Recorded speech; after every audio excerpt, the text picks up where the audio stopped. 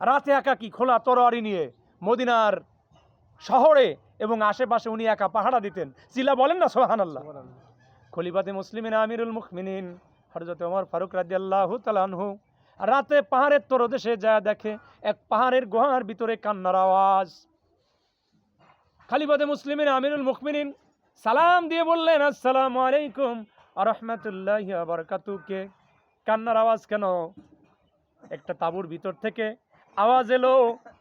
আসার পরে বললেন, আমরা তো মদিনার লোক না, মদিনার বাইরের স্টেজের লোক। আমরা মদিনার খলিফার কাছে কিছু সহযোগিতার জন্য এসেছিলাম, বীরের কারণে আর যাইতে পারি নাই। বলে, আপনি কি করেন? বাচ্চাদের কাঁদান কেন? বলে, আমি পাথর দিয়ে রান্না করতেছি। পাথর তো কখনো রান্না হবে না। এই পাথর রান্না করতে করতে আমার বাচ্চারা কেঁদে কেঁদে ক্লান্ত হয়ে ঘুমায় পড়বে। আমি রান্না বন্ধ করে দিব, তখন আমার বাচ্চারা ঘুমায় পড়বে। খলিফাতে মুসলিমিন আমিরুল মুমিনিন হযরত ওমর ফারুক রাদিয়াল্লাহু তাআলা আনহু ডুকরে কেঁদে উঠলেন। কাঁদতে কাঁদতে দৌড় শুরু করলেন। এক দৌড় দিয়ে উনি চলে আসলেন বাইতুল মালের খাদেম ছিল আসলাম। বলে, আসলাম রে, ও আসলাম, বাইতুল মালের ভিতরে কি আছে? বলো বলো বলো। আল্লাহ পাক কোরআনের ভিতরে বলেছেন, কোরআন কারীমের ভিতরে যারা পড়েন আমার সঙ্গে পড়েন, বিসমিল্লাহির রহমানির রহিম। আতিউল্লাহ ওয়া আতিউর রাসূল উলিল আমরি মিনকুম। আল্লাহু আকবার, লিল্লাহিল হামদু, বিসমিল্লাহির রহমানির রহিম। চিল্লা বলেন না সুবহানাল্লাহ।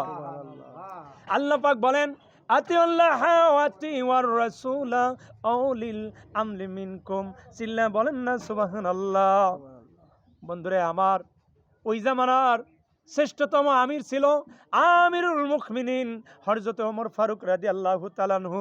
আর এই জামানার শ্রেষ্ঠ আমির, এই জামানার মহান নেতা, এই জামানার কামেলে মুকাম্মেল আমাদের হিজবুল্লাহর ইমাম আলহাজ হযরত খাজা মেজো ভাইজান মুজাদ্দিদি সাহেব। চিল্লায়া বলেন না সুবহানাল্লাহ।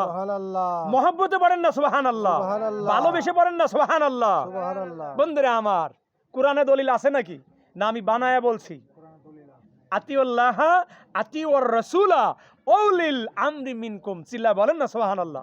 ওয়া আমিরু আমরি মিনকুম, যে তোমরা তোমার নেতাকে আনুগত্য করো, আল্লাহকে আনুগত্য করো, রসুলকে আনুগত্য করো।